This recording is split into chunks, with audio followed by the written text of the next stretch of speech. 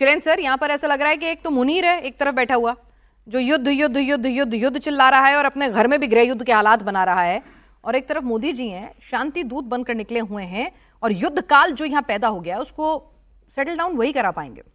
अगर आप मुझे 10 मिनट दें, 10 सेकंड दें। नहीं, आप 10 सेकंड से ज्यादा ले लीजिए और 10 मिनट से कम ले लीजिए। सो मुझे सिर्फ एक छोटी सी बात बतानी है और उससे पहले जय हिंद, नमस्कार। सबसे बड़ी बात है लैंड डिस्प्यूट। अगर पुतिन लैंड के चक्कर में होते ना, 2014 का ले रखा है क्रीमिया, अब आपको लगता है किसी तरह से वापस हो सकता है? मतलब ज़ेलेंस्की अगर सोच भी रहे हैं, उनकी अपनी सोच हो सकती है। आप बताइए, कोई सोच सकता है कि 10 साल 11 साल को जिस जमीन के ऊपर वो बैठ चुके हैं उसको वो खाली कर देंगे? अब आप जितने और इलाके हैं वहां से अपनी पूंछ बचा लीजिए, अगर बचा सकते हैं मिस्टर ज़ेलेंस्की। आपने, उनकी अपनी स्टेटमेंट है 72% वो कंट्री बर्बाद हो चुका है, और कितना बर्बाद करोगे? बात आती है 50% टैरिफ की। मैं आपको बड़े भरोसे से और प्रूफ कर देता हूं, क्योंकि आजकल प्रूफ का जमाना है।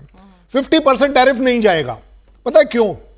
25% ही तो लगाया है उसने ऑयल के पीछे, बाकी तो उसने पहले लगा रखा है, और वो भी एस्टिमेटेड है 16 से 18% ये टैरिफ लगा रहेगा। ट्रंप नहीं मानेगा, हमें पूरा भरोसा है इस बात पर, इसलिए हम अपनी तैयारी अलग तरीके का कर रहे हैं। अगर भारत किसी भी तरह का कोई भी रोल कहीं पर भी अदा करता है, उसे यह सोचकर नहीं करना है कि टैरिफ या यूएस की जीत और हार है। मेरे हिसाब से जो मुझे सूट करता है वो मेरे लिए काम आना चाहिए। पुतिन विजिट कर रहे हैं, किसी ने हमसे कल पूछा था ये क्यों कर रहे हैं? ओ भाई साहब, मेरी मर्जी, भाई ये हमारी मर्जी है। पुतिन हमारे यहां आ रहा है, पुतिन को मंजूर है, मेरे को मंजूर है। Who the hell are you to ask us कि पुतिन क्यों आ रहा है? लेकिन लोगों को जलन तो हो सकती है ना भाई, एक नया वर्ल्ड ऑर्डर हम तैयार कर रहे हैं, हमारी ताकत है, हमारी कुव्वत है, परेशान तो हो सकता है ना, मिर्ची तो लग सकती है। आजकल जलन और मिर्ची का बिजनेस हमने करना शुरू कर दिया।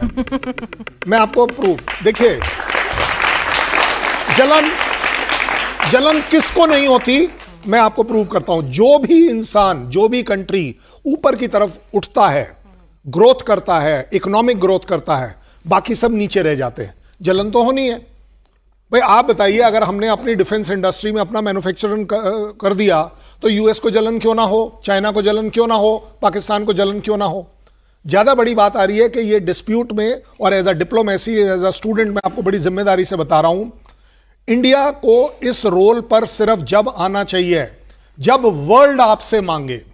ये इंडिया ने एक बड़ा अच्छा काम किया है। आजकल इंडिया खुद वॉलंटियर नहीं करता है, क्योंकि जब आप वॉलंटियर करते हो ना तो आपकी वैल्यू कम हो जाती है। बिन मांगे सलाह किसी को नहीं चाहिए। इस समय ट्रंप की वैल्यू कम हो जा रही है।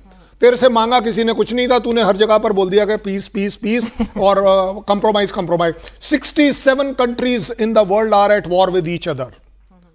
मैं आपको, आप एनालाइज करवा लीजिए किसी से, all 67 has got US behind it in some way और द अदर। क्यों? क्योंकि सबसे बड़ी जो डिफेंस इंडस्ट्री उनकी सरवाइव कर रही है वो इस टेररिज्म और इन लड़ाइयों के ऊपर कर रही है। ये आप बताइए, अफगानिस्तान के पास यूएस के हथियार क्यों हैं? पाकिस्तान के पास यूएस के हथियार क्यों हैं?